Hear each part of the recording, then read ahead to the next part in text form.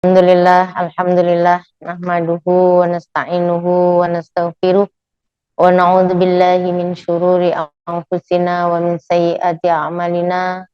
May yahdihillahu fala mudhillalah wa may yudlilhu fala hadiyalah. Asyhadu an la ilaha illallah wahdahu la syarikalah wa asyhadu anna Muhammadan abduhu wa rasuluhu la nabiyya ba'dah. Rabbi syrah li sadri wa yassir li amri wahlul 'uqdatam min lisani yafqahu qawli. Ya Fattahu ya Alim ya Rahmanu ya Rahim bi rahmatika ya arhamar rahimin. Yang kami hormati dan semoga Allah muliakan jamaah majelis ilmu, majelis ta'lim as-sakinah. Semoga hatinya tenang, tentram, keluarganya sakinah, mawaddah, warahmah, usahanya mudah, bisa ibadah, dan bisa berangkat ke Mekah, Madinah. Amin ya Allah ya Rabbal Alamin bersama jamaah. Ibu-ibu yang dirahmati Allah Subhanahu wa Ta'ala, tidak ada kata yang paling indah yang kita ucapkan di pagi hari ini kecuali alhamdulillah wa syukrulillah. Kita bisa bersilaturahim, bisa bermuajahah. Mudah-mudahan kita bagian dari golongan hamba Allah yang dirindukan surga, golongan dari hamba Allah yang mencintai ilmu, yang mencintai kebenaran, dan memperjuangkan membela kebenaran itu sampai akhir hayat kita. Amin ya Rabbal Alamin.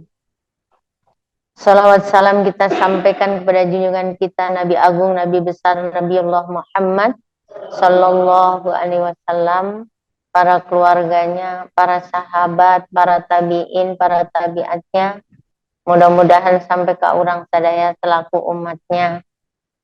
Ibu-ibu yang dirahmati Allah Subhanahu wa Ta'ala, kita terus bersyukur dan meningkatkan rasa syukur kita kepada Allah Subhanahu wa Ta'ala karena kita diizinkan oleh Allah untuk thalabul ilmi.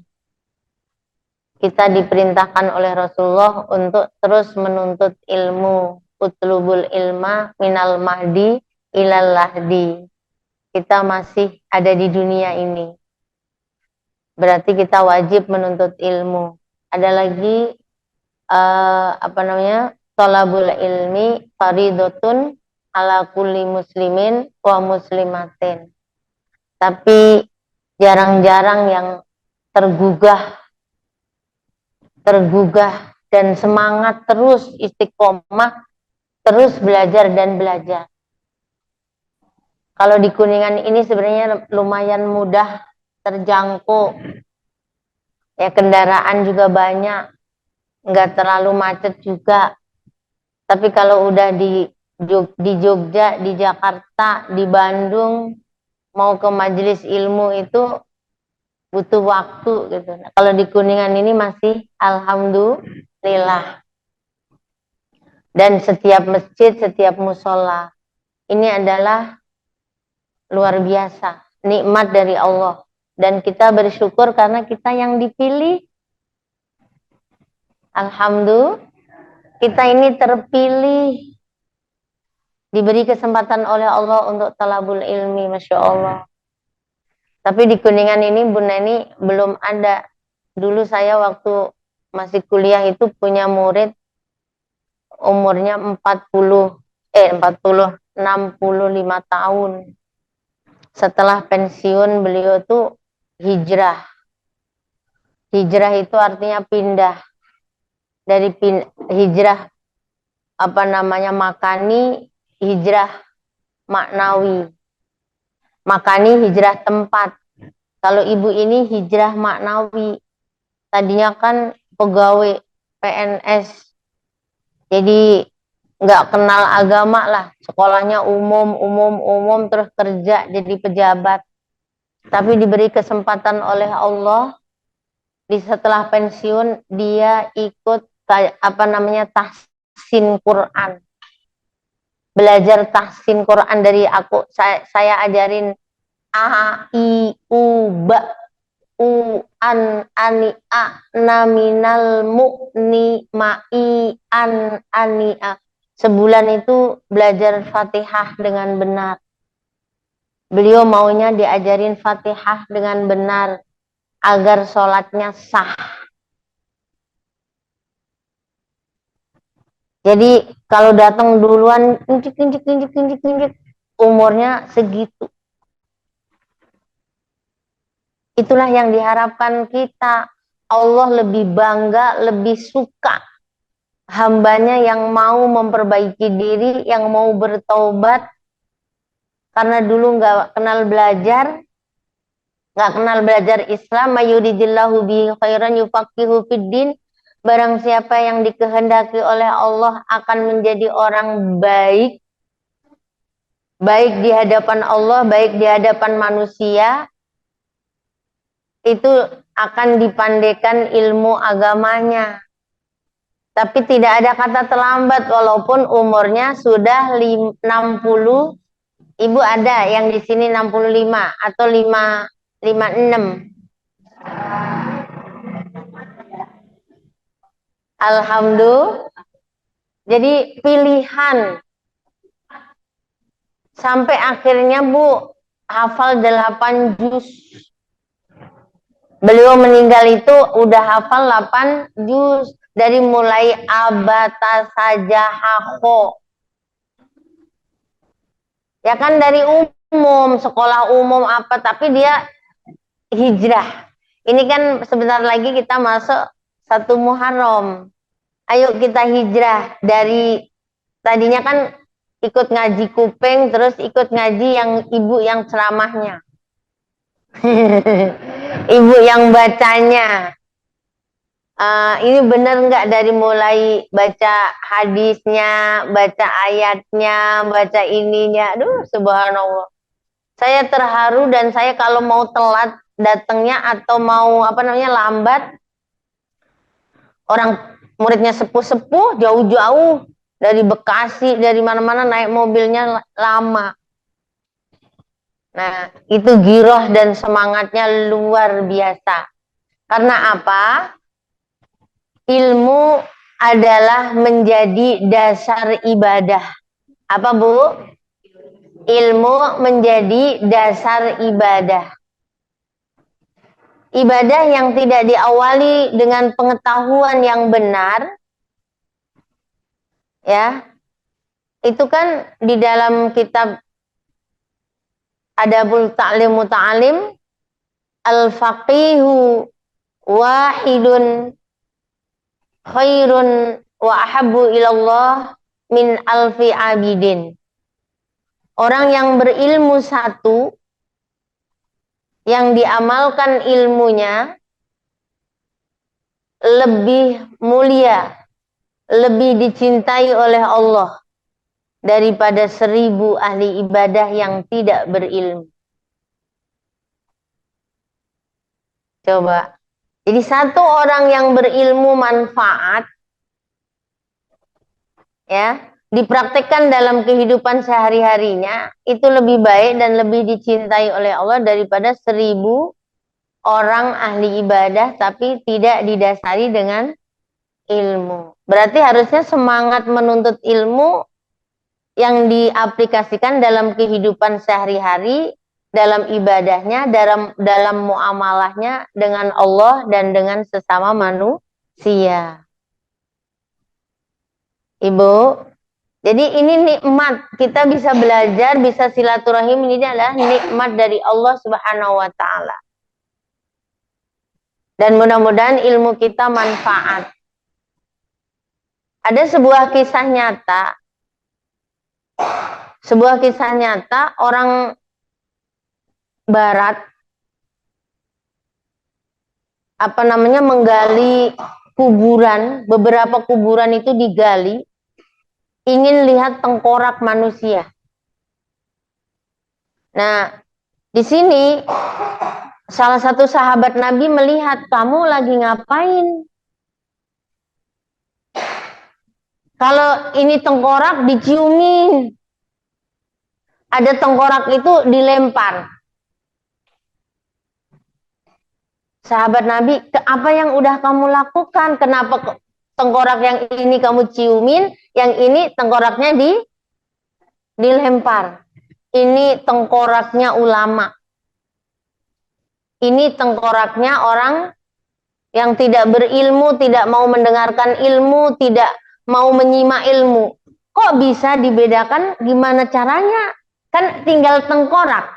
Setiap tengkorak itu ditusuk tongkatnya di telinganya. Kalau orang yang senang menuntut ilmu, kalau orang tengkoraknya orang yang senang melihat, mendengar nasihat, mendengarkan ilmu, menyimak ilmu, itu tengkoraknya kalau telinganya ditusuk sama apa namanya sama tongkatnya itu tembus. Kalau orang yang nggak senang menuntut ilmu, nggak senang mendengarkan nasihat, itu buntu, mentok. Jadi dilempar sama dia. Kok itu orang Barat non Muslim rambutnya pirang? Sekarang sih orang Indonesia juga pirang, rambutnya doang gitu. Tapi kenapa dia memuliakan orang yang berilmu, orang yang pernah mendengarkan nasihat, menyimak nasihat itu beda, Bu. Subhanallah. Jadi kita ini adalah mendapatkan rizki dari Allah, mudah-mudahan istiqomah. Dan mudah-mudahan bisa mengamalkan ilmu kita. Amin ya Allah ya Rabbal Alamin. Banyak kadang-kadang yang sudah kita tahu, tapi belum kita amalkan. Orang yang berilmu itu, Bu, kenapa dikatakan tadi menjadi dasar ibadah? Karena dengan ilmu itu kita bisa mengetahui mana yang wajib, mana yang tidak. Mana yang sunnah, mana yang tidak sunnah, mana yang haram, mana yang tidak haram. Mana yang makruh. Jadi menjadi dasar ibadah. Tapi kadang-kadang orang nggak terlalu tahu itu sunnah. Kenapa itu sunnah, kenapa itu wajib, kenapa itu haram, kenapa itu makruh, nggak terlalu tahu deh. Cuma sunnah ini. Hati-hati ucapan itu. Sunnah itu memang kalau diartikan sederhananya, dikerjakan dapat pahala. Terus tidak dikerjakan tidak dosa. Tapi berarti yang nggak mau mengerjakan yang sunnah nggak dapat pahala kan? Rugi nggak? Jangan hanya cuma sunnah. Tapi kalau kita belajar di hadis yang lain, Rasulullah pernah bersabda, orang itu sholat 5 waktu dikerjakan. Kan ditanya, malaikat lapor, kenapa ini Mahmudah udah sholat ya Allah? Sholat duhur. Berjamaah enggak? Berjamaah. Khusyuk enggak? Ditanya, enggak khusyuk. Tumak ninah enggak? Enggak. Sholat sunnah enggak? Sholat sunnah. Diterima. Halo? Jadi, ternyata sunnah enggak bisa disepelekan. Kalau orang yang berilmu, dia tidak berani mengatakan, cuma sunnah. Karena kalau kita tidak mengerjakan, nggak dapat pahala. Betul tidak ibu-ibu? Kadang-kadang cuma kalau dikerjakan dapat pahala, enggak juga enggak dosa kan. Tapi kita enggak dapat yang wajib jadi dapat diterima karena kita meninggalkan sunnah. Maka Allah memberi contoh, Rasul memberi contoh harus ada sunnah qobliyah ba'diyah sholat. Ramadan, puasa Ramadan full, alhamdulillah. Sempurna nggak? Banyak juga kekurangan pahalanya karena masih gibah, masih ngomongin orang, masih yang lain-lain. Terus ditanya, puasa 6 hari nggak? Puasa, maka sempurna Ramadannya. Nah itu walaupun sunnah jangan disepelekan. Maka ilmu menjadi dasar ibadah itu sendiri. Akhirnya orang yang berilmu itu bisa menjalankan tugasnya sebagai hamba Allah. Orang itu kerja, Bu, sama kerja. Tapi kalau yang nggak punya ilmu bahwa Allah maha melihat, Allah maha mengetahui, Allah maha mendengar, dia akan kerjanya sembarangan. Ketika nggak ada pimpinan, tidak ada atasannya, istri aja istri. Ada suami, nggak ada suami, dia tahu nggak, Bu, orang yang berilmu itu mana yang disenengin suaminya dengan yang tidak disenengin suaminya? Tahu. Tapi kalau ada suami rapih ini gitu, rajin gini, tapi kalau nggak ada suami, padahal suaminya juga senang kalau istrinya seperti ketika suaminya ada. Ibu-ibu yang dirahmati Allah, karena tahu ilmunya tadi bagaimana di saat suami ada dan tidak saat suami tidak ada. Maka karena targetnya adalah dengan ilmu sebagai dasar ibadah, bahwa manusia diciptakan oleh Allah adalah wa ma khalaqtul jinna wal insa illa liya'budun. Kita diciptakan Allah itu dasarnya adalah satu, untuk ibadah. Maka ibadah yang diterima oleh Allah adalah didasari dengan ilmu. Tidak asal ibadah. Maka bisa menghambakan diri kepada Allah, kerja juga menghambakan diri kepada Allah, ke pengajian juga dalam rangka menghambakan diri kepada Allah. Apapun yang kita kerjakan adalah dalam rangka menghambakan diri kepada Allah. Apalagi kalau ilmu itu ilmu agama.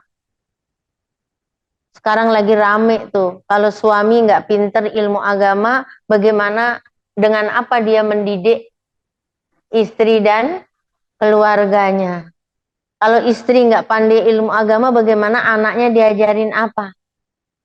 Nonton apa? Dragula. Nonton apa? Korea, TikTok dari bangun tidur sampai tidur lagi. Ya, kalau baca Quran langsung merem. Berat banget seperti ngangkat beras 1 ton. Tapi kalau main HP, anak juga nggak tahu ilmu agama. Bagaimana dia akan ngirim doa untuk orang tuanya?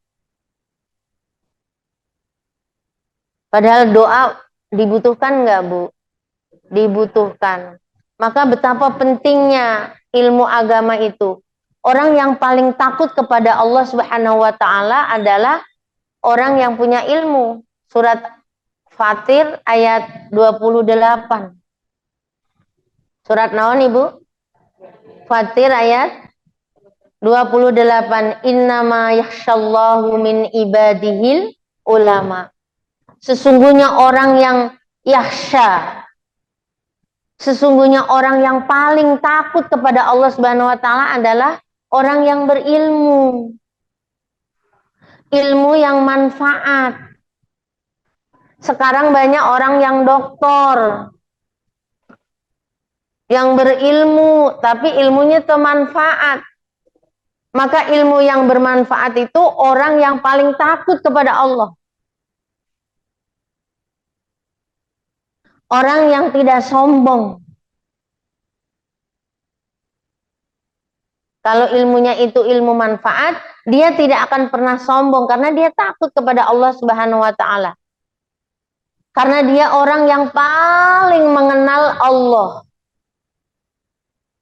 Siapa orang yang paling mengenal Allah? Para sahabat menjawab, orang yang paling mengenal Allah adalah orang yang paling takut kepada Allah Subhanahu wa taala.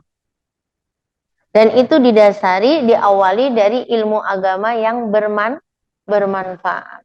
Bagaimana Mi orang berilmunya tinggi loh Mi, pangkatnya sampai panjang banget, sampai SMS pangkatnya, bukan sekedar Sampai mana-mana. Ya, pokoknya pangkatnya sampai susah disebutin. Tapi kalau ilmu itu tidak bermanfaat, tidak membuat dia takut kepada Allah. Abu Kilabah itu salah satu sahabat Nabi, Bu. Ilmunya tinggi. Terkenal ilmunya luar biasa. Maka dia paling takut kepada Allah. Ketika Rasulullah wafat, dia mau diangkat sebagai seorang hakim. Qadhi, kalau bahasa Arabnya. Luar biasa. Kalau sekarang kan, Bu, diangkat hakim seneng banget. Gajinya piro gitu kan. Gede gitu. Beliau mabuk ngendap pergi meninggalkan kota Mekah, meninggalkan Madinah, pergi bikin gubuk reot di padang pasir di Mesir sana. Karena orang yang berilmu agama yang bermanfaat itu tidak ingin tenar, tidak sombong. Walaupun kita ahli pengajian, nggak usah bikin spanduk nih, ahli pengajian, nggak usah. Alhamdulillah bisa hadir di majelis, mudah-mudahan majelis yang mana yang membuat kita nanti disyafaati oleh Allah, ditolong oleh Allah, disyafaati oleh Rasulullah, disyafaati oleh rombongan kita ini. Karena salah satu di antara kita nanti akan memberi syafaat. Karena nggak enak kalau sendirian. Inginnya bareng-bareng. Inginnya nggak mau ketinggalan. Abu Kilabah ini bikin gubuk reot. Dicari kemana-mana, para sahabat-sahabatnya nyari kemana. Mau dijadikan hakim malah nggak ada. Sampai bertahun-tahun tinggal di gubuk. Semuanya badannya udah sakit, udah bengkak, udah buta. Tinggal di gubuk reot. Yang hidup, yang waras hanya hatinya sama lisannya. Yang selalu zikir Alhamdulillah, Alhamdulillah, Alhamdulillah, Alhamdulillah. Terus bersyukur. Ini contoh orang yang ilmunya bermanfaat, dia takut kepada Allah Subhanahu wa taala dan tidak ada rasa sombong di hatinya. Dan tidak ingin terlalu mencintai dunia. Itu udah ciri orang yang berilmu, yang bermanfaat. Dia tidak cinta dunia, dia tidak, tapi tetap butuh dunia, tapi tidak mencintainya.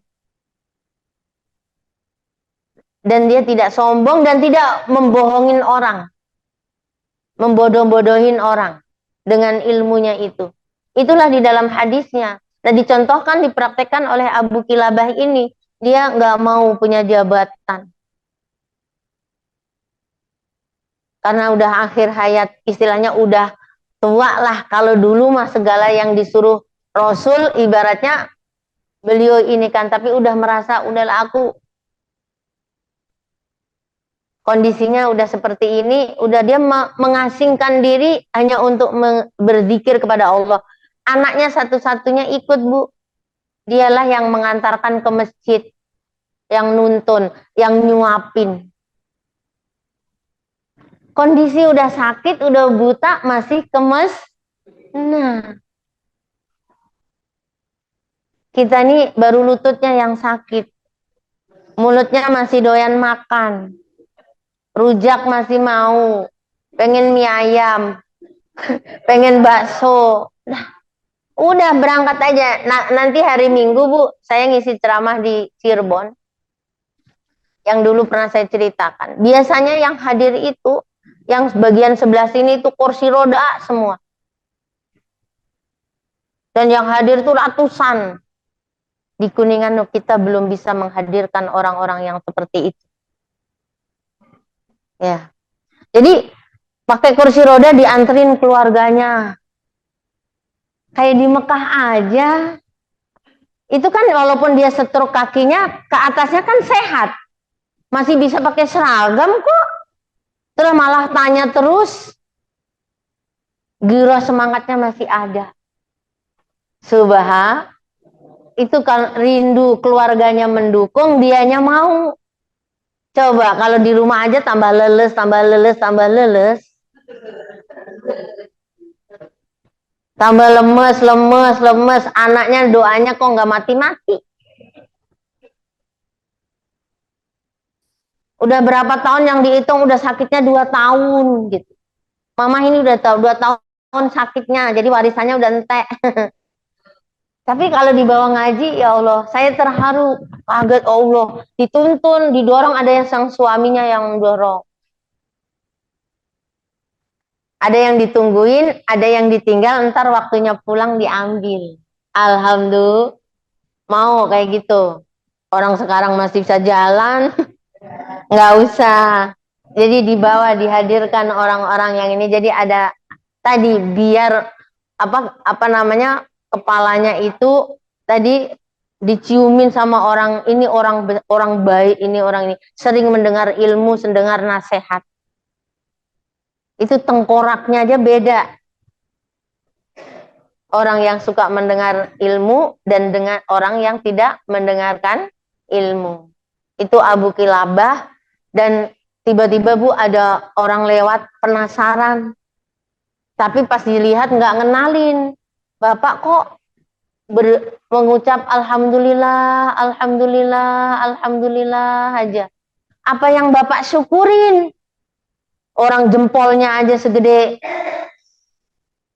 bengkak semua, tubuh badannya tuh bengkak. Terus matanya buta. Rumah nggak pantas. Terus apa yang Bapak syukurin? Banyak nikmat Allah yang harus saya syukurin. Alhamdulillah dengan kebutaan saya, aku nggak ngelihat tak badan saya kayak apa. Halo? Terus hati saya masih sehat. Mulut saya sehat.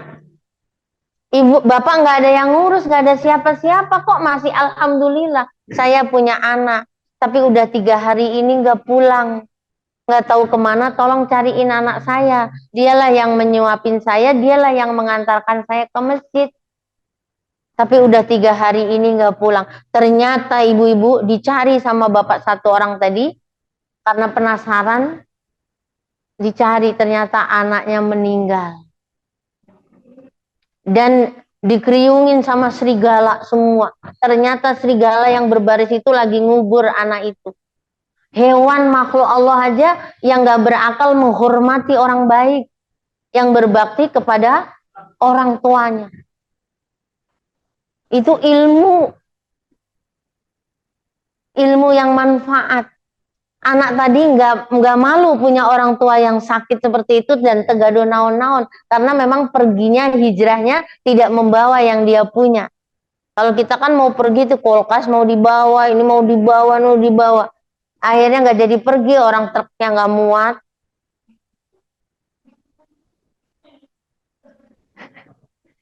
Ibu-ibu yang dirahmati Allah Subhanahu Wa Taala, ya Allah, itu akhirnya bapak-bapak tadi yang lewat akhirnya gimana menyampaikan ke bapaknya, ke Abu Kilabahnya? Orang anaknya satu-satunya meninggal. Tapi kan mau gak mau harus disampaikan. Putra bapak sudah meninggal dan sudah dikuburkan oleh makhluk Allah yang lain. Masya Allah. Kayak zaman Nabi, anaknya Nabi Adam aja, gurung gagak yang ini. Yang ini siapa yang mengirim itu? Serigala bukannya orang hidup aja dimakan, apalagi orang mati. Tapi memuliakan. Banyak yang anak mengurus orang tuanya tapi nggak ikhlas. Kalau warisannya udah nggak ada, pengurusannya sudah nggak baik. Padahal kita nggak mungkin bisa terbang ke langit dan diterima oleh Allah kalau kita nggak menjalankan kewajiban kita sebagai anak, yaitu menghormati dan memuliakan orang tua kita, baik orang tua kandung ataupun orang tua mertua. Ibu-ibu yang dirahmati Allah Subhanahu Wa Taala, akhirnya bapak tadi menyampaikan ke Abu Kilabah, bapak, putra bapak sudah tiada, sudah menghadap Allah Subhanahu Wa Taala dan sudah dikuburkan. Apa jawaban Abu Kilabah? Alhamdulillah, Alhamdulillah, Alhamdulillah, saya tidak meninggalkan keluarga keturunan dalam kondisi maksiat kepada Allah. Langsung meninggal bapak tadi. Coba. Itu contoh orang yang berilmu, yang bermanfaat. Orientasinya adalah menghambakan diri kepada Allah Subhanahu wa taala, bukan nyari popularitas, bukannya bohong-bohongin orang dengan ilmunya, dan bukan menjadi orang yang sombong kalau orang berilmu yang bermanfaat. Jadi meninggallah beliau tanpa hisab. Apa yang dihisab? Dan nggak diadab di alam kuburnya karena nggak ada kiriman dari anak yang maksiat.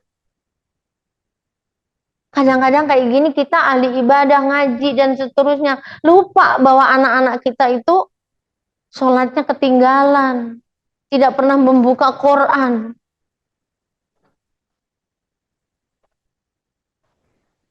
Semakin berat. Kalau kita sudah mengarahkan, sudah mendidik, mengenalkan Allah, mengenalkan Rasulullah, mengenalkan Al-Quran, tugas kita udah selesai. Kalau anak masih begitu, kita nggak dapat kiriman. Tapi kalau kita belum maksimal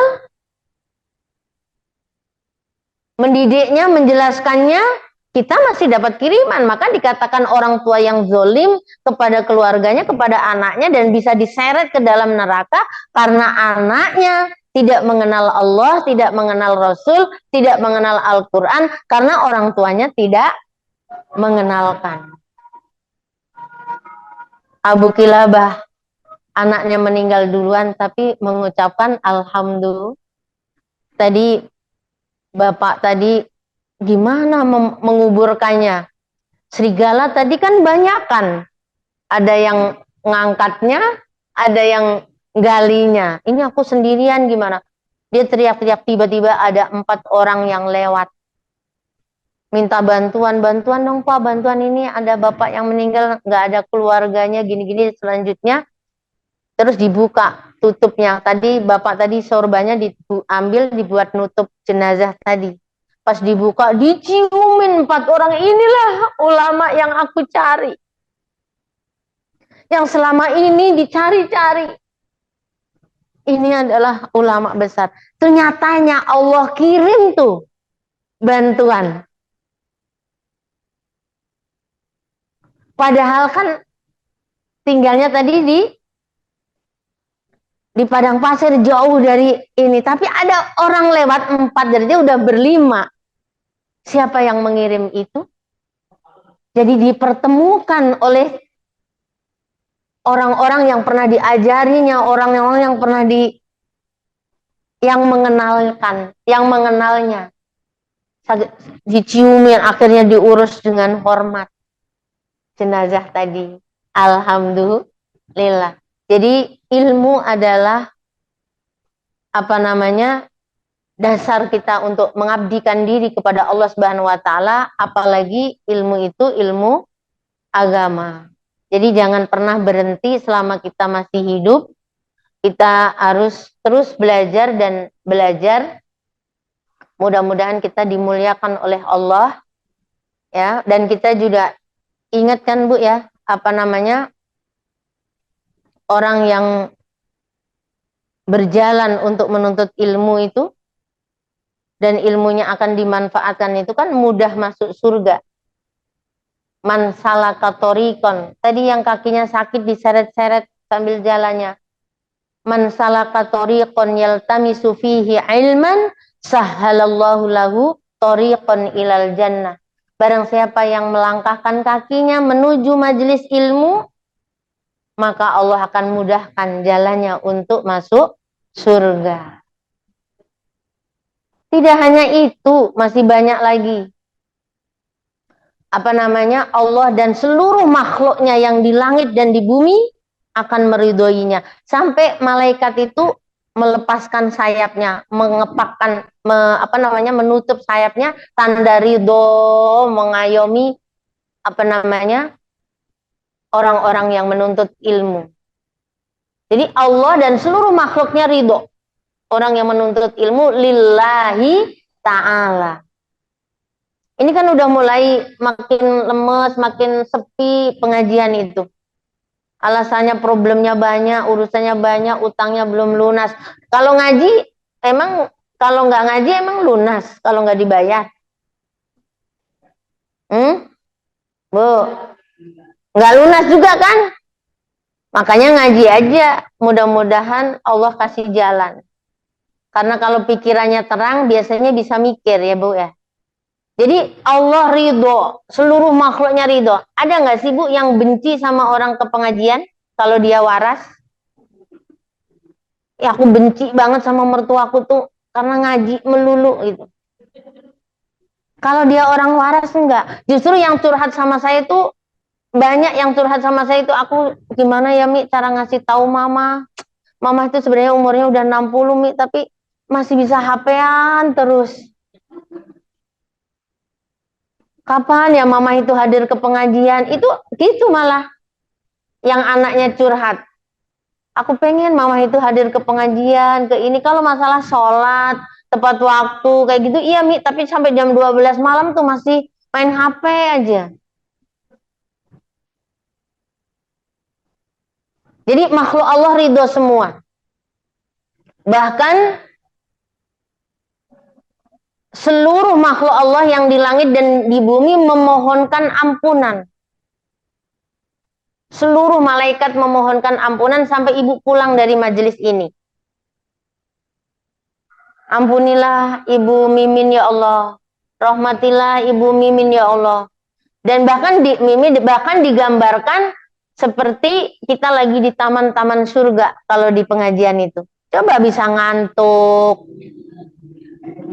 bisa tersenyum, alhamdulillah, bisa selonjoran, adem pikiran. Kalau di rumah tuh ngahuleng aja. Jangan ke dapur-dapur biar nggak ngeliat cabai habis, cengek habis, nggak ngelihat. Iya, ibu-ibu yang dirahmati Allah Subhanahu wa taala. Jadi seluruh makhluk Allah memohonkan ampunan, bahkan hitan sampai masalah ikan yang di laut aja mendoakan orang yang menuntut ilmu. Kurang apa coba? Maka rugi kalau nggak ngaji. Rugi kalau nggak ke pengajian, ke majelis ilmu. Tapi biar nggak membosankan, ngaji jangan lama-lama, maksimal 1 jam. Biar bisa ke Kerucuk lagi, ke Kuningan lagi, ke Jogja gitu. Ke Cirebon juga masih bisa tuh. Bunda nanti mau ke Cirebon habis ini. Jadi kemana-mana masih bisa ngajinya 1 jam saja. Jangan lama-lama. Orang yang berilmu itu Bu, ilmunya akan terus ada. Walaupun orangnya sudah meninggal. Tadi Abu Kilabah, ya kan? Ilmunya manfaat. Kita ingat gak Bu? Yang akan terputus, semua yang kita lakukan itu akan terputus kecuali 3. Yang pertama, anak yang soleh. Masya Allah. Kalau anak yang soleh itu udah, jantung kita udah, detaknya udah kenceng. Yang punya anak 4 kayak saya gini, ya Allah. Mana yang solehnya? Mana yang solehahnya? Waladun solihun yad'u lahu. Anak yang soleh, yang selalu mendoakan. Itu yang gak terputus, Bu. Sementara anak kita, maka ambillah anak 5, 6, 7, 8, 9, 10 sebanyak-banyaknya. Yaitu ada anak biologis, ada anak non biologis, anak angkat kalau bahasa di Indonesianya. Urus dia, kenalkan dia Allah dan Rasulnya. Kalau anak kita lupa nggak berdoa, mudah-mudahan dia tidak lupa berdoa. Sekolahkan orang yang pandai, yang pengen punya ilmu, rajin, kita bayarin. Itu namanya anak non biologi. Tapi dia nggak akan pernah mau masuk surga sebelum orang yang membiayainya dibawa masuk surga. Tapi yang berpikiran segini tuh jarang juga. Kita masih egois berdoanya anakku, anakku. Padahal anaknya disuruh ngaji susah.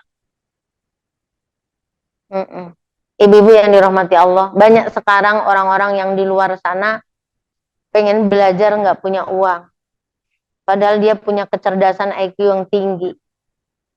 Luar biasa. Mudah-mudahan kita bisa ikut bergabung mempunyai anak biologis biar nggak terputus. Kalau kita udah sakit nggak ngaji atau udah meninggal tapi punya anak yang ngaji. Jadi pahalanya masih mengalir. Waladun solihun yad'u lahu. Terus yang kedua, ilmun yuntafa'u bihi, Masya Allah. Ilmu yang bermanfaat. Kayak Abu Kilabah tadi. Ilmunya bermanfaat, jadi muridnya ketemu menciuminya, mengenangnya. Ibu ngajarin murid, anak tentang jilbab aja. Terus dia pakai terus jilbab itu, sampai walaupun ibu udah meninggal, pahalanya masih terus mengalir. Berapa orang yang kita kenalkan tentang jilbab?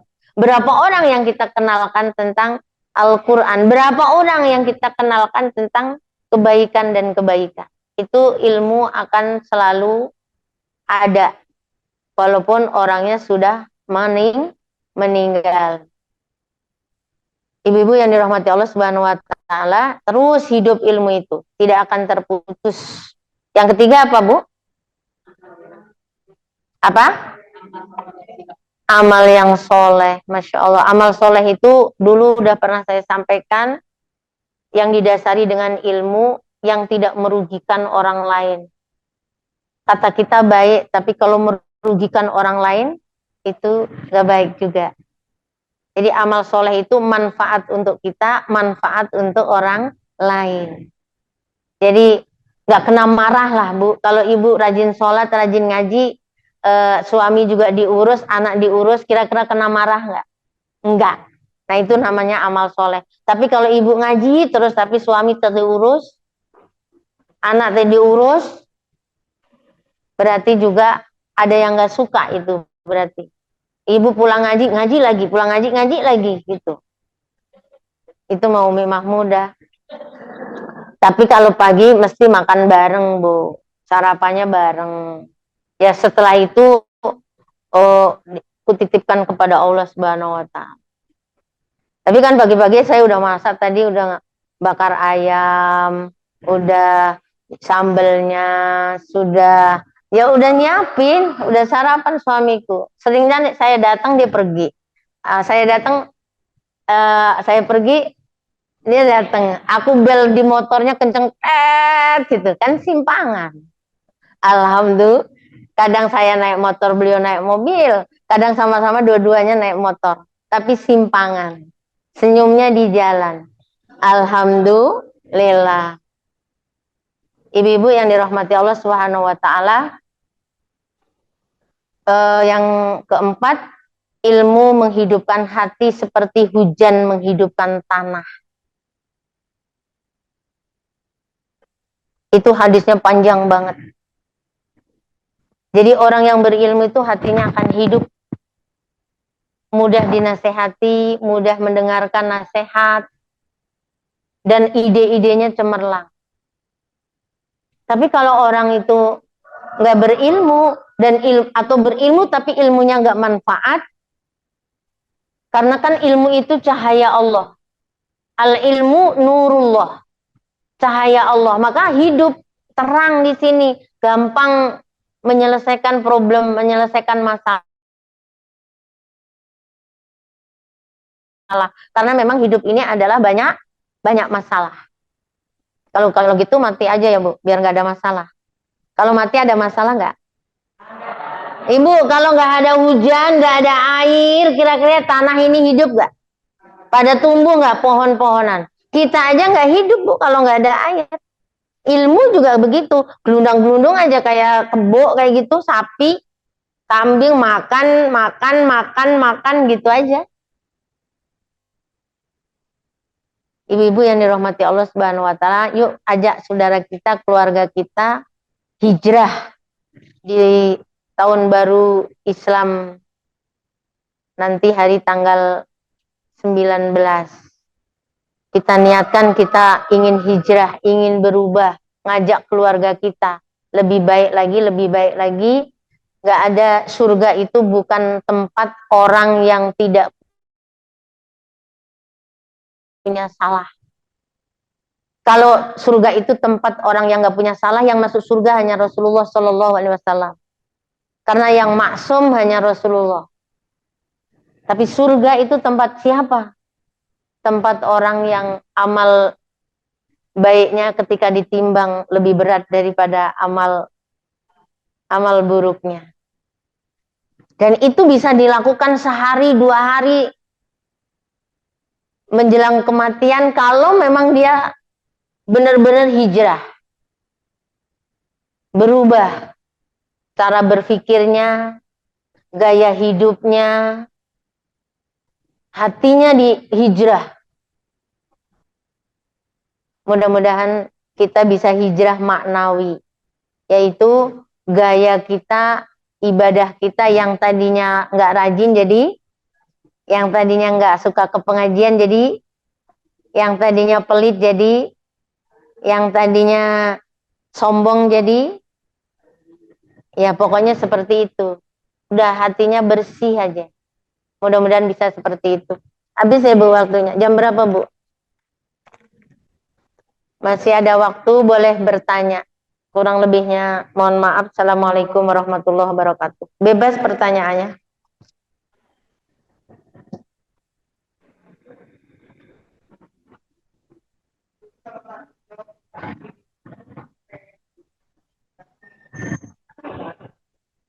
Apa?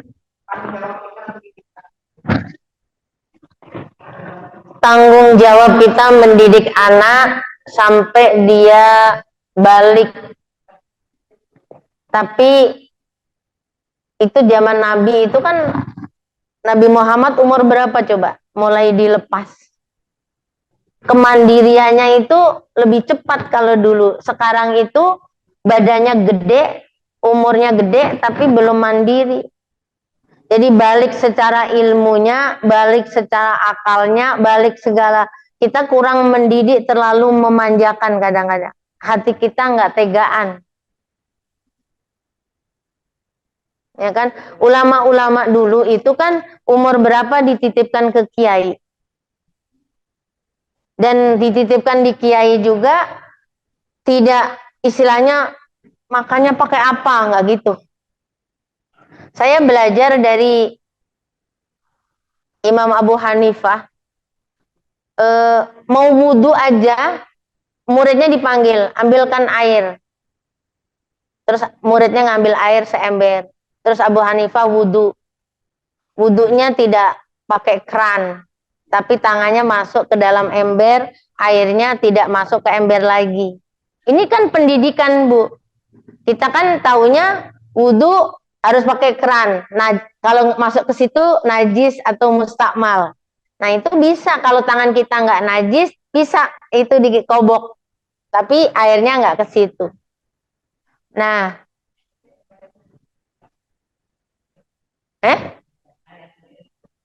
ya ember mah kecil, kalau kolah mah gede. Ya, itu Imam Syafi'i. Makanya kita harus belajar 4 mazhab. Nah, Imam Syafi'i harus kullataini. Itu dalam kitab Sulam Safina, Fathul Qorib, Fathul Wahab, Fathul Mu'in, itu karangan Imam Syafi'i semuanya harus kullataini. Tapi kalau mazhab yang lain, Rasulullah pernah airnya kurang dari 2 kulah, tapi Rasulullah pernah gitu, asal jangan jatuh ke situ lagi. Tangannya tangan suci. Nah, orang tuanya melihat anaknya disuruh ngambil air, bahagia. Anakku diajari ilmu. Anakku di sini tuh kan mau disuruh mondok, disuruh sekolah, malah disuruh-suruh kerja.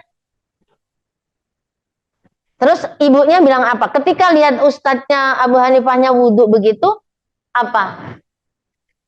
Bilang, setelah Ustadz, kenapa anak saya tidak disuruh mengocorkan sampai selesai Ustadz wudhu? Jadi mengenalkan tadi Bu Aida sampai balik itu balik segalanya nih. Sekarang itu yang berkembang balik tentang hubungan seksual kayak gitu. Yang kayak gitu SD udah ngerti cantik, nggak cantik, ganteng itu oke. Itunya yang lebih, tapi kemandiriannya dia, kematangannya tuh mungkin salah kita juga mendidik. Jadi begitu tadi, kenapa ya Ustadz tidak langsung anak saya yang ngacorkan? Itu ada tahapan-tahapan pendidikan itu gitu. Jadi rela anaknya disuruh-suruh juga. Karena itu semuanya adalah kematangan dan pendidikan ya. Bagaimana Rasulullah menjadi penggembala? Umur berapa itu? Ya kita kalau anak kita ngembala nangis kan. Saya bilang anak saya kalau yang males sekolah dulu tuh Aminullah. Dari TK kan males banget sekolahnya. Mau main aja. Kalau yang nggak sekolah Umi mau beliin kambing. Umi tega beli kambing, ingingunya ininya di mana orang nggak. Umi tega dah Rasulullah juga ngingu kambing. Tapi nggak tahu juga ngingunya di nah, tapi Umi beliin kambing atau kebo kata saya gitu. Jadi hanya bahasa-bahasa gitu. Tapi memang berat Bu, memisahkan diri dengan anak dititipkan kiai itu nggak mudah. Tapi kadang-kadang nangis, sering inget. Tapi ya bilang tadi Bu, di sono tuh kan Amjad itu sekarang naik kelas 5 ya, di Pati. Nyapu, divideoin sama ustadznya, dikirim ke saya. Nyapunya tuh nggak bersih, aku juga tahu. Tapi paling enggak santri yang lain nyapu dia bawa serokannya, masih tahu begitulah. Di rumah mau boro-boro Bu, ke kamar mandi juga sekarang liburan juga di kamar mandi juga. Umi, jadi harus ditungguin. Iya, jadi seperti itu Bu. Jadi kadang-kadang kenapa di pesantren baik, di rumah nggak baik. Di rumah kitanya memanjakan juga. Ngasih makannya enak-enak, jadinya nanti nggak mau balik lagi. Itu juga perlu diimbangin. Ya pendidikan tadi tentang sampai kalau kita sih karena di sini Indonesia harus punya ijazah. Kalau zaman di Islam kan 15 tahun laki-laki udah balik, tapi kematangannya belum. Ya, makanya terus harus punya ijazah. Kalau zaman Nabi kan nggak ada ijazah. Apalagi tinggal di Indonesia, kalau nggak punya di atas kertas, walaupun bodoh, kalau punya ijazah bisa dapat kerjaan. Nah itu juga bagian dari yang harus kita pertimbangkan. Nah terus ada hadis juga kalau anak perempuan dikenalkan Allah, Rasul, Al-Quran, dididik dengan baik, terus dinikahkan dengan laki-laki yang baik, yang soleh, maka tiada balasannya orang tuanya kecuali surga. Kalau gitu ya kewajiban kita sampai nikah, memilihkan jodohnya. Seperti itu. Jadi harus melihat zamannya juga. Iya. Ada lagi Bu?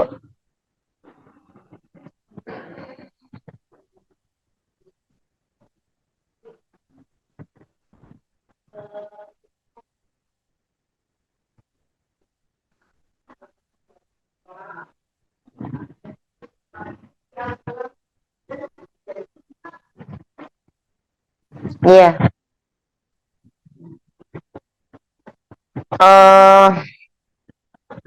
Ada yang mau jawab Bu? Iman kita juga naik turun ya. Kalau habis ngaji ingat kalau itu buat sekolah itu jadi amal jariah buat kita. Tapi kalau konsepnya utang ya Bu ya. Saya yakin Bu, mendidik anak, menyekolahkan anak lillahi ta'ala hanya karena Allah, itu Allah ngasih jalan keluar Bu. Allah akan ngasih jalan keluar. Kalau saya ngelihat keluarga saya sendiri, saya selalu memunculkan kisah-kisah nyata. Secara logika, keluarga saya nggak bisa pesantren, Bu. Orang tua petani, nggak punya gaji, petani kadang gagal, petani juga bukan orang kaya gitu, bukan kayak petani Indramayu. Halo. Jadi yang terus zaman itu yang disekolahkan, yang dipondokkan itu kan anak laki-laki aja. Tapi qadarullah karena anaknya semuanya cinta ilmu, jadi semuanya mondok. Dan saya itu Bu dikasih uang orang tua itu 6.000. Setiap pulang jual ayam satu, ibu saya ayam jago. Jadi di rumah itu ngingung gitu. Makanannya sederhana banget. Apa namanya dikasih uang 6.000. Itu cukup nggak cukup segitu. Pokoknya 6.000 itu cukup. Nggak ada namanya jatah baju, uang baju nggak ada, uang baju lebaran nggak ada. Maka anaknya pada belajar. Jadi qadarullah saya suka dipanggil kiai suruh bantu bikin kue, kan dikasih makan, makanan kiai kan enak. Jadi seneng kalau padahal besok mau ulangan, bikin bolu banyak. Dulu kan nggak ada mixer, sampai malam padahal besok ulangan. Ya Allah, mudah-mudahan besok yang keluar yang aku bisa, ya Allah gitu kan. Yang ngajar suaminya yang nyuruh. Jadi alhamdulillah itu saya ciumin tuh Bu, nilai saya gede gitu, padahal aku tadi nggak bisa ngerjainnya. Jadi saya itu santri teladan selama 6 tahun di pesantrennya, MTS sampai tamat aliyah. Jadi nggak pernah ngelihat kartu bayaran, nggak pernah. Jadi Allah gampangkan dari yang lain-lainnya. Kalau memang orang tuanya juga nyari yang halal, dengan cara yang halal itu nggak mungkin nyekolahin anak punya utang. Serius. Jadi terus kakak saya lulus, kakak saya teladan juga selama 6 tahun juga. Jadi nggak ada yang minta bayaran orang tua. Jadi 6.000 itu untuk jajan, untuk biaya makan. Sehari itu 50 rupiah. Dulu saya. Tapi kan karena sering dikasih makan kiai, jadi uangnya masih ada. Jadi bisa beli baju. Alhamdulillah. Terus kakak saya langsung dapat beasiswa karena hafal 30 juz. Terus kuliah di Madinah, kuliah di Pakistan. Jadi nggak mungkin. Dan itu saya coba nyekolahin anak saya ikut orang apa namanya investasi nanti untuk nyekolahin anak. Investasinya hilang, duitnya gagal, nggak dibalikin. Tapi anak saya tetap selesai kuliah. Jadi saya bilang, ya Allah, saya dulu niatnya begitu, tapi ternyata orangnya nggak bisa ngembaliin. Jadi ya Allah, berilah kemudahan untuk membayar SPP dan bayaran anak-anak saya, walaupun dia nggak mengembalikan uang saya, tapi engkau yang punya uang. Jadi setiap mau bayaran kontrakan anak apa ada. Jadi kalau orang yang tadi ngutang lagi Bu Niki, ya memang kenapa dia nggak ke Allah? Karena kenapa ngelihatnya ke Bu Niki?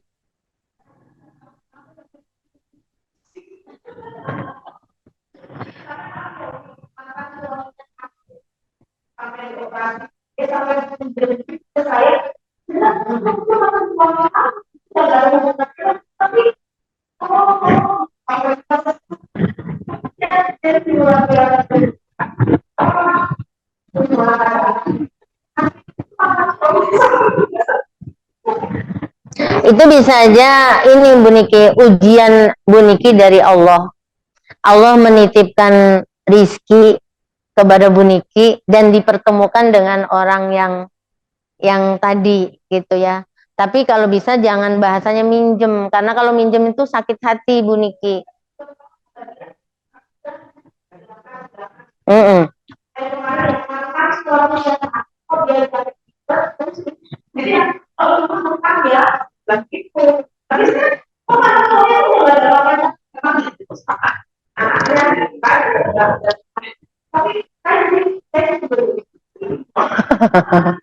Kalau imannya Bu Niki, kalau imannya Bu Niki lagi kuat, dia ya udah diurus karena itu menolong manusia, ya menolong gitu ya.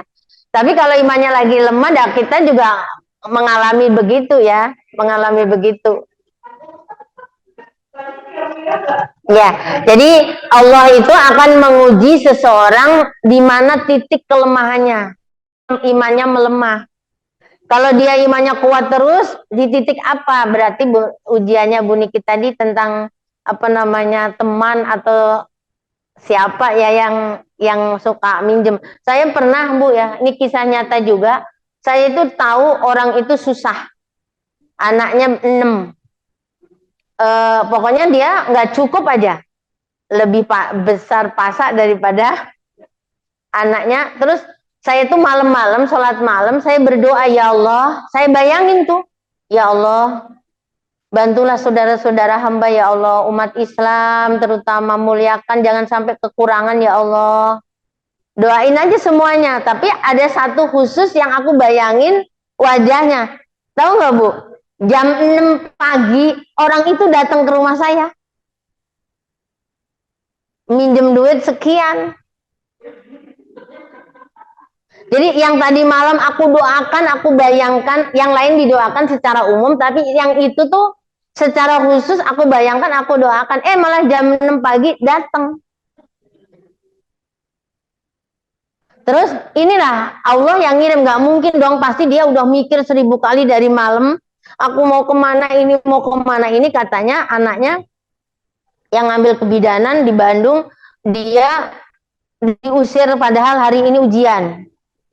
Diusir dari kontrakan karena belum bayar 2 bulan atau berapa bulan. Itu zaman itu kan 600.000, aku kasih 600.000, nggak usah utang. Itu uang saya juga 600.000, nggak usah utang karena aku tahu dia utangnya udah di mana-mana. Jadi justru kita akan diuji oleh Allah. Aku tuh cerita sama suami, Bi, itu yang tadi malam saya bayangin, saya doain, malah kesini. Nah itulah dikirim Allah ke sini. Kata suami saya, itu pernah ngalamin seperti itu Bu. Jadi Allah itu akan menguji kita gimana sampai kita itu nanti, kalau bahasa ini mah kasarnya, udahlah nggak lagi-lagi mendoakan orang kayak gitu maksudnya. Tapi kalau kita imannya kuat, orang itu nggak mungkin datang ke rumah saya kalau bukan dikirim oleh Allah. Pasti Allah punya rencana lain. Pengemis saja Bu, itu udah rencana Allah. Kenapa dia datang? Kan biasanya juga nggak datang. Iya, kenapa hari itu datang? Kenapa ada tamu itu? Itu semuanya udah ada yang melangkahkan kakinya, yaitu Allah Subhanahu wa Ta'ala. Ada yang lagi Bu yang ditanyakan?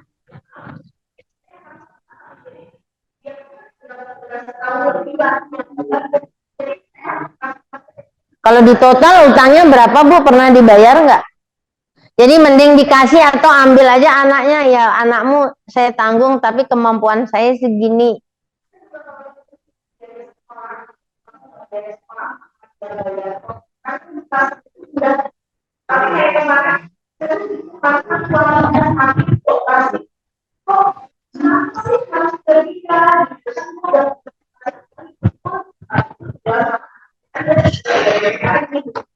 Iya.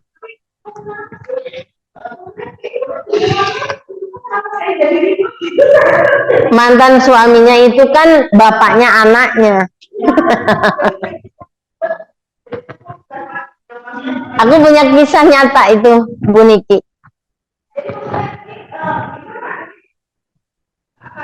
Nanti Bu Niki akan dapat rizki yang gede lagi.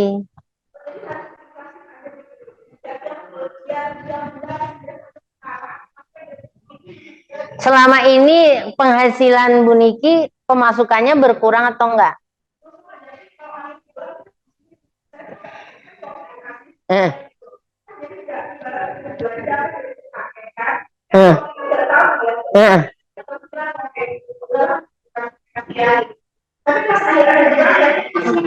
Karena udah nggak megang uang ya.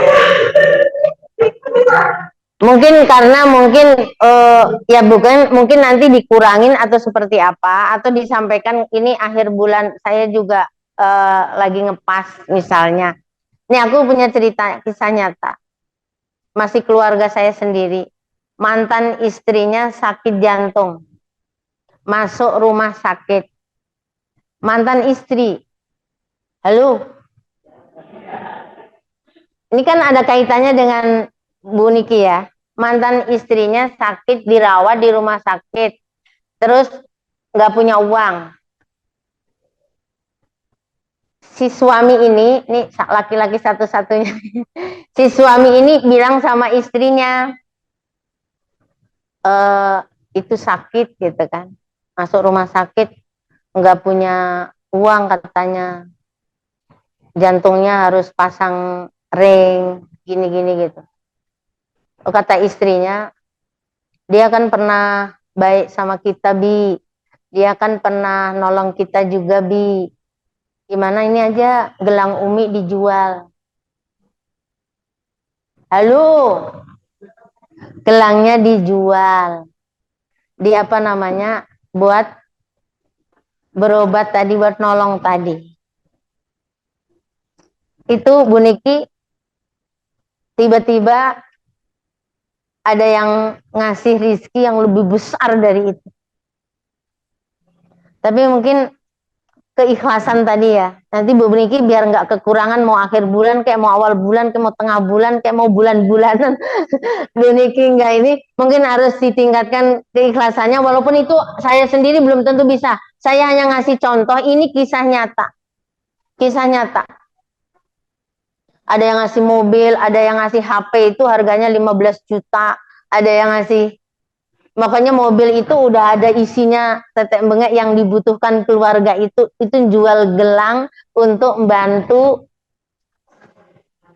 mantan istrinya tadi.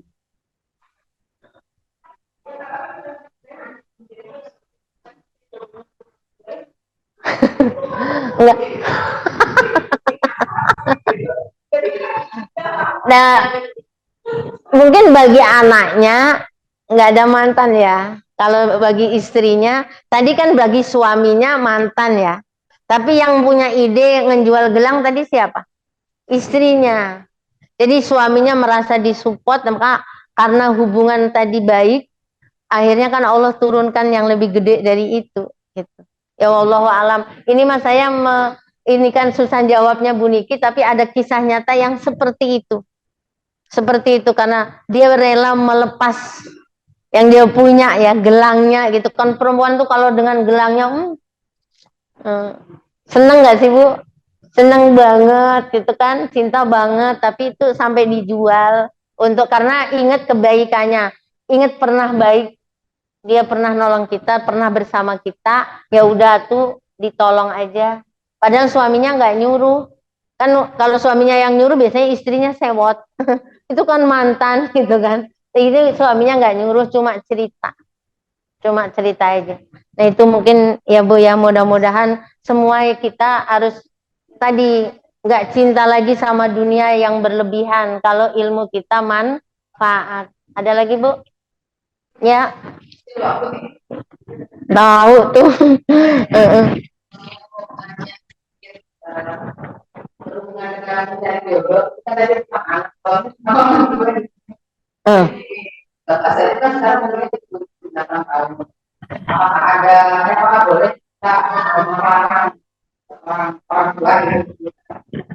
dari itu hanya dimanfaatkan olehnya. Jadi saya sepakat kalau itu belum dapat kita ini keadaannya mengantisipasinya dari apa namanya dari pendamping jangan dulu juga bapak menemani bapak kita rasanya jadi bapak nama orang tua itu kan kadang-kadang kalau semakin tua semakin dramatis suasana kan jadi sebetulnya dia nggak apa-apa nggak apa-apa gitu kalau rasa ada kalau ada sama dokter jaga itu ya apa deh ntar dulu lagi ceramah itu rapat fraksi nggak Oh nggak ada, ya udah. Nanti dulu. Terus. Ya akhirnya maksudnya kita sebagai anak sampai bilang udah kekuningan aja tinggal sama saya gitu kan, alasan bapak akan dari lulus. Jangan bilangnya bapak saya juga kesehatan, memang badannya masih beberapa kemana-mana jalan masih bisa. Jadi alasan ngapain kalau tinggal sama kamu? Kalau ini kalau kita istri gitu. Nah jadi sampai sekarang ini kita anaknya nggak ikut carikan istri karena harus ya kan sama itu dulu kan tahu kan saya ya kan ketika awal atau apa kan pelatihan itu kan berapa dan tua apa lagi, tapi di sisi lain mungkin kalau sebagai laki-laki bukan tapi saya trauma kejadian yang datang itu kopi doang jadi gimana nih cara menyikapinya. Nah sekarang ini bapak tuh berulangnya ya udah kalau kamu melakukan itu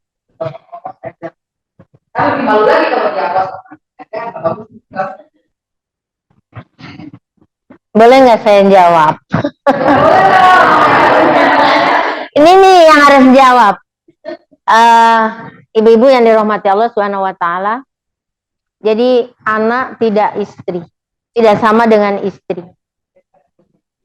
Jadi ada sesuatu yang memang hanya istri yang tahu. Walaupun itu ke anak, apa namanya, nggak bisa lapar pengen makan ini, beda dengan istri. Walaupun itu istri sambung. Dan laki-laki itu ditakdirkan oleh Allah tidak punya idah. Tidak, kalau perempuan kan harus ada idahnya 3 bulan suci, tiga kali sucian atau sampai melahirkan. Kalau laki-laki jenazah masih ada di depan mata, kalau itu istilahnya meninggal, itu boleh langsung akad nikah.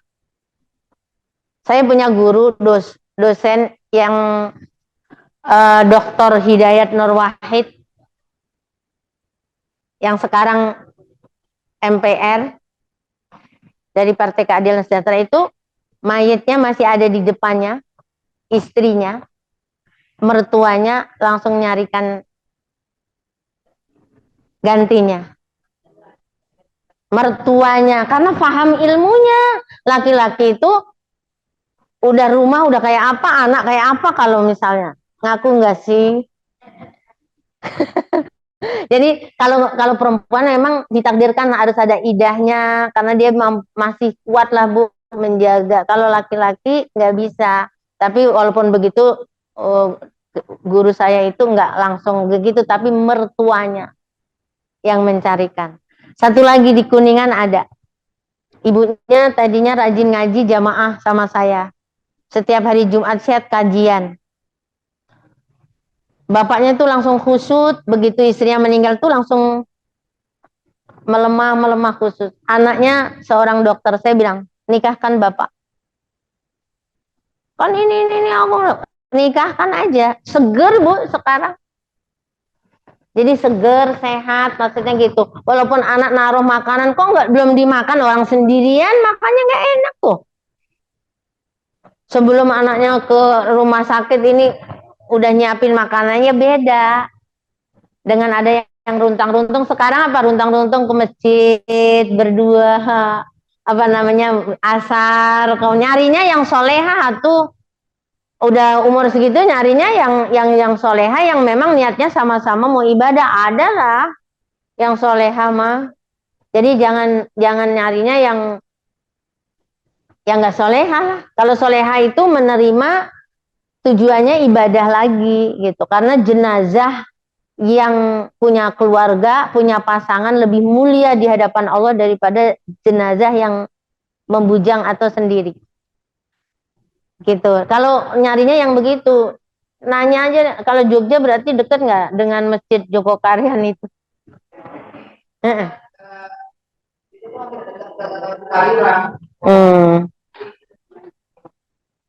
Harus ada ininya apa?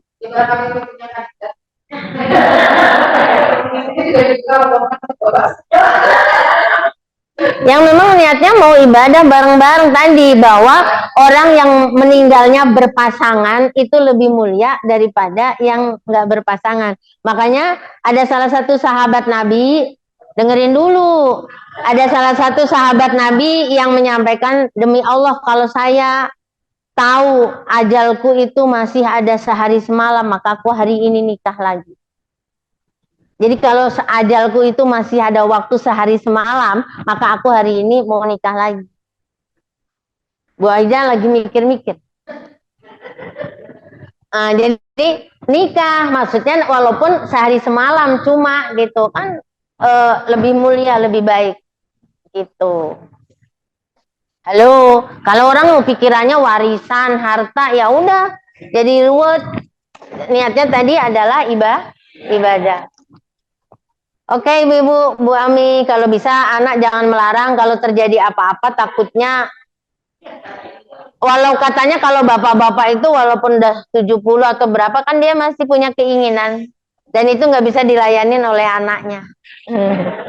Ya, terima kasih. Assalamualaikum warahmatullahi wabarakatuh.